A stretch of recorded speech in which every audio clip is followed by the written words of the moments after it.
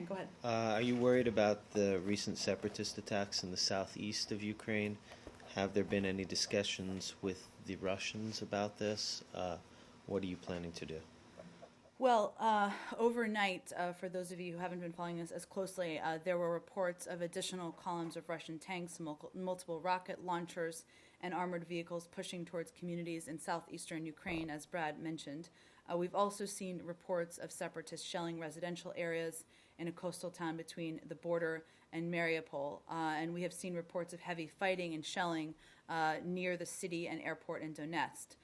These incursions indicate a Russian-directed counteroffensive is likely underway in Donetsk and Luhansk. Clearly, that is of deep concern to us.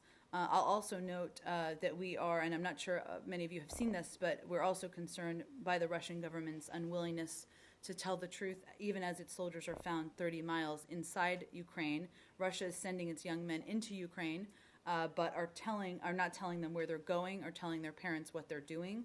We're also note reports of wounded Russian soldiers in a St. Petersburg hospital, and that other Russian soldiers are returning home to Russia for burial. These are not steps that certainly you take when you are operating in a transparent manner. Just one quick thing. Did you say that these reports or these incursions indicate that a Russian-directed counteroffensive is likely underway in Donetsk and Luhansk? I did. You can't. Why not just say it's underway rather than likely? I decided to say likely.